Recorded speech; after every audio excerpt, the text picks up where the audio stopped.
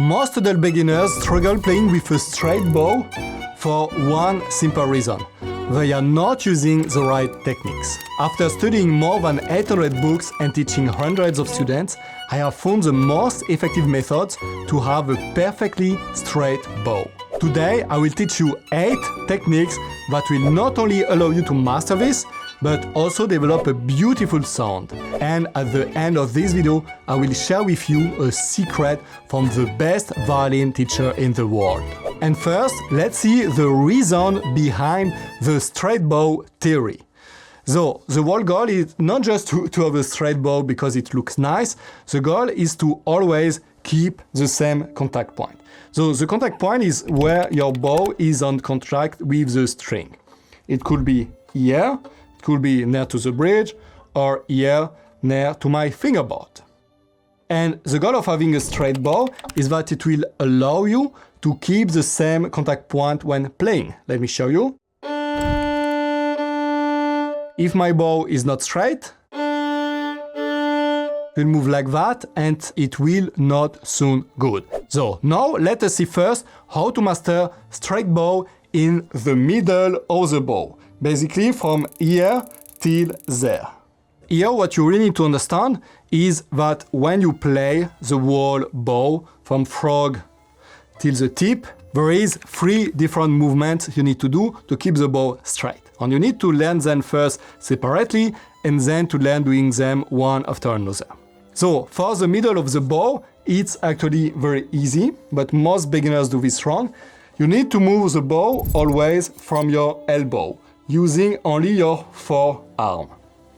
Let me show you. I will put the bow on the string. I will start actually here. It's the beginning of the second fourth of the bow. And now I will move the bow only from here. Okay, but like you saw, I didn't move at all my upper arm. I move only my forearm. The same when I come back. Okay, and here it's the max I can go. I can't go farther. The same when I play in the other direction.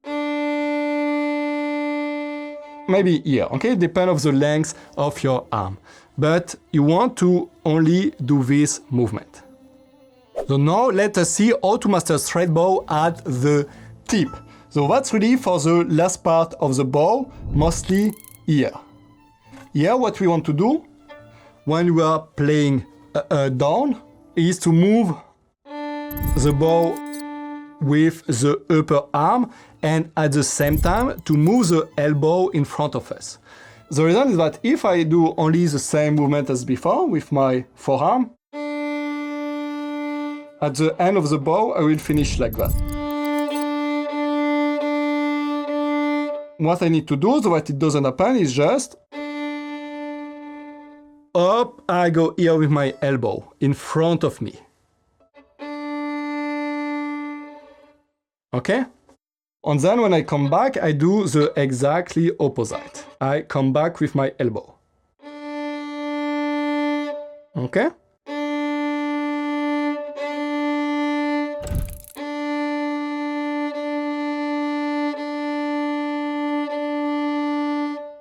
And if you are an adult beginner and want to learn to play the violin beautifully, you can book a free consultation call for the Violinacademy. You will find the link below this video.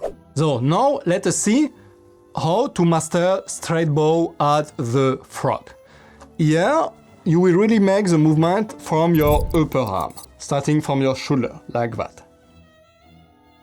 Let me show you.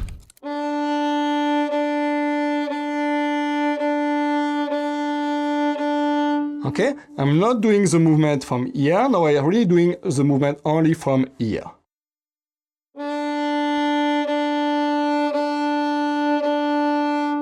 Now there is something very important for this to work at the frog, in the middle and at the tip, is that your wrist need to stay flexible, okay? Because if you look at my wrist at the frog, you will see that he has this angle, okay? I'm on the right side. But if I'm playing at the tip, now it's the opposite. My wrist is turning on the left side, Okay, so this is at the tip, this is at the frog. Tip, frog. And that means the whole time I need to let the wrist turn so that my bow can stay straight. So let us see that one time very slowly.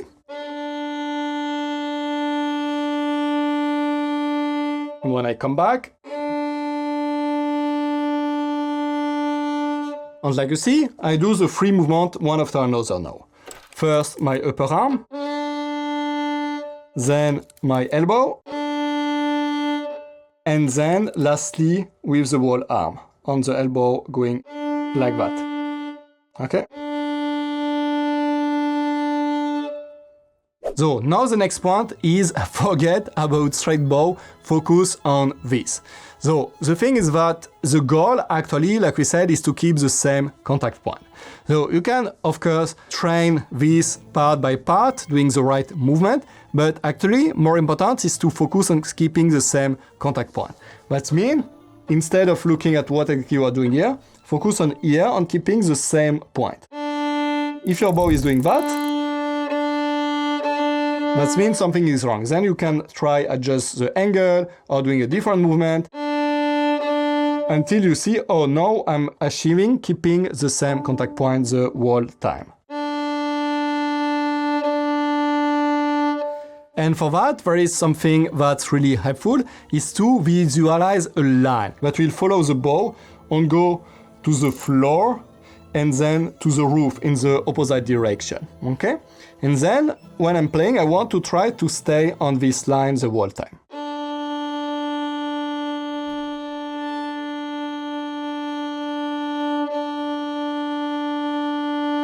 Especially when I'm playing up, I want to try to go to a point there, that I'm seeing there. When I'm playing down, I want to go to a specific point in this direction, on my line parallel to the bridge. So now let's go to technique number 6, tools to help you master straight bow. One of the most useful things you can do is just to look yourself playing into a mirror or a camera like I'm doing right now, okay? And you don't need a professional camera, you could just use your phone, okay? Or any mirror. And what you want to do is to really have your violin parallel to it, so that you can really see where your bow is. And what you want to do is really see that the bow is parallel to the bridge, or that it is at a 90-degree angle with the string itself. Here, when I'm looking at myself in my camera, I can see that very clearly. It's straight. Because a big mistake I see a lot of people do is that they look from here, and they are, that looks straight. But it's not straight at all. It's because from here, we can't tell if it's straight or not because it's too near and we don't have a good angle, okay? So you can't know from looking here if it's straight or not. You will need to use a camera or a mirror. So let's go to technique number 7, how to never again worry about your bow.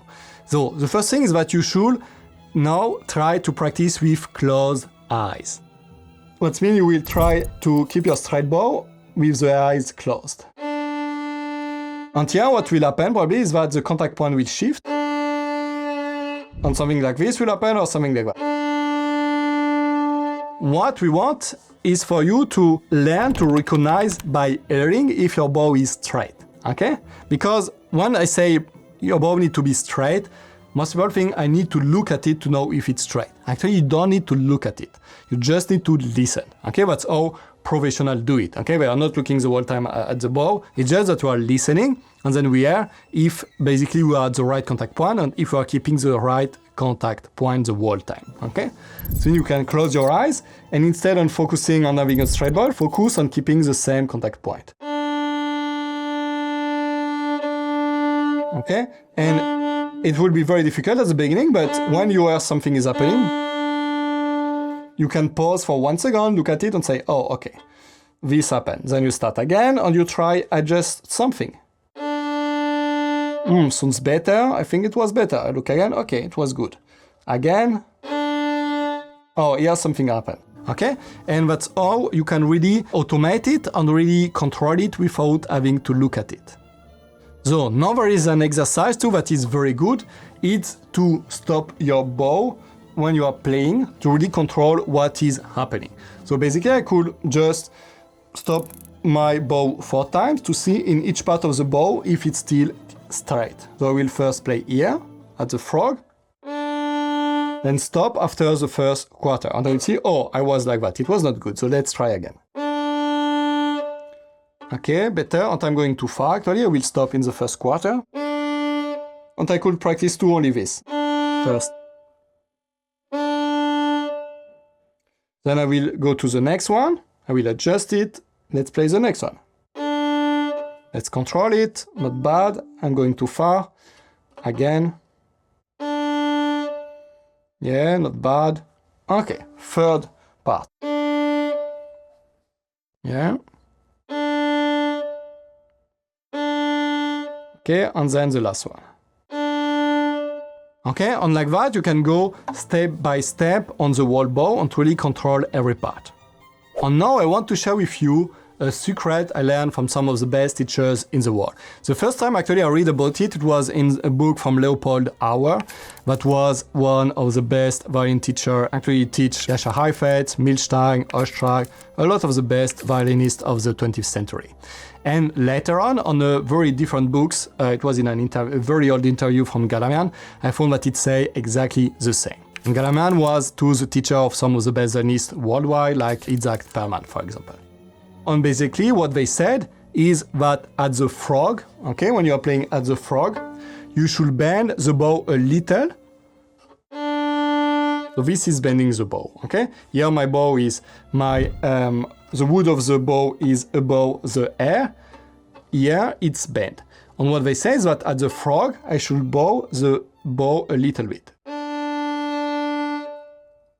So that basically you will play only with half of the bow hair in this part. Let me show you how it looks like. I'm playing straight the whole time with the bow not bended. But then here I start bending. So that when I'm here in this part, my bow is really bent at the frog. And then the same in the opposite direction. I start with the bow bent at the frog. And then I go again straight when I'm here.